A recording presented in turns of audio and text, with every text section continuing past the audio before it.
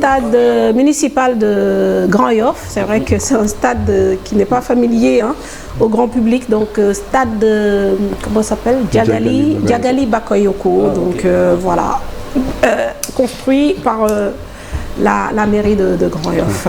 Et on va enchaîner, parce qu'avant de faire le tour de table, on va parler de Jaraaf et de GFC qui avaient, eux, l'obligation de s'imposer hier pour réduire l'écart avec le leader rufisquois. Les Crabes ont rempli leur mission en s'imposant devant l'US Ouakam 4-2. Le Jaraaf, lui, a été tenu en échec par le Casa au stade olympique de Ngor.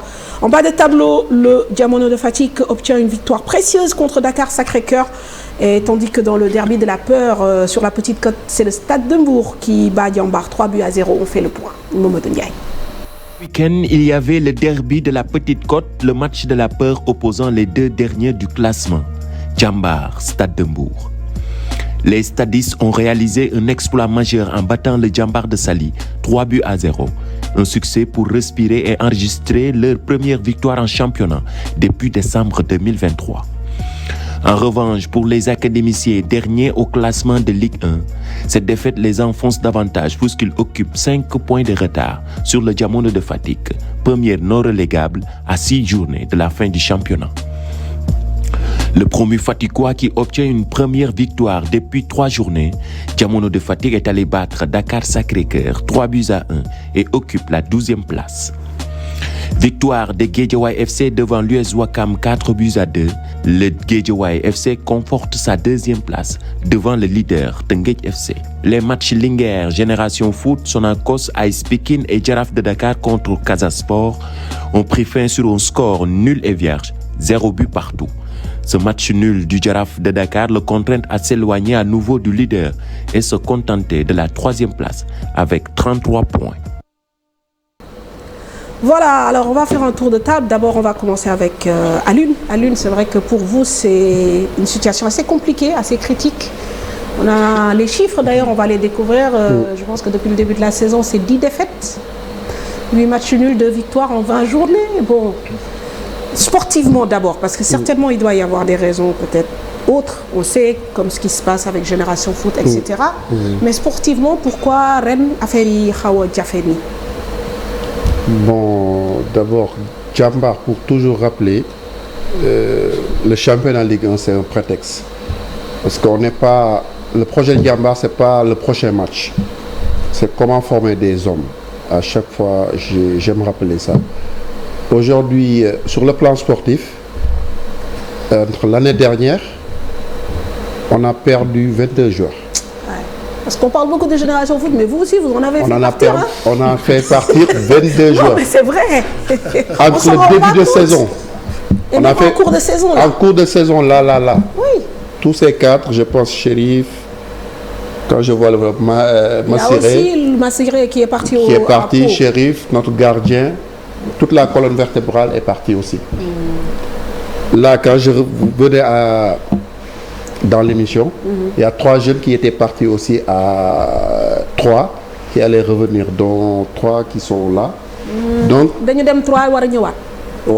Sénégal.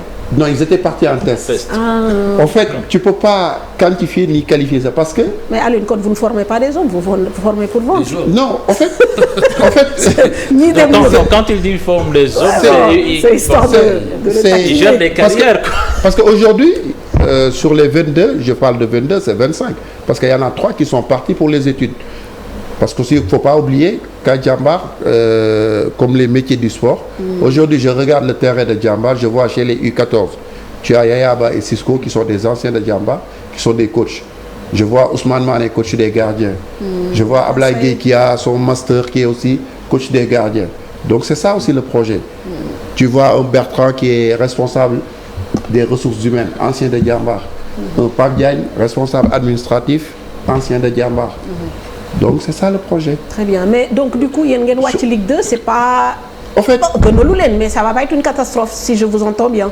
Mais ça nous est arrivé. Là, c'est une génération qui était en fin de cycle. Quand tu perds 22 joueurs, en cours de saison, tu perds encore 7 joueurs. C'est difficile. Les jeunes qui partent, les scouts qui viennent, j'ai besoin de Tala, j'ai besoin de Kadi, faites-moi le billet, l'invitation est là. Ils partent en test pendant un mois. Aujourd'hui, 95% de l'équipe, c'est leur première année.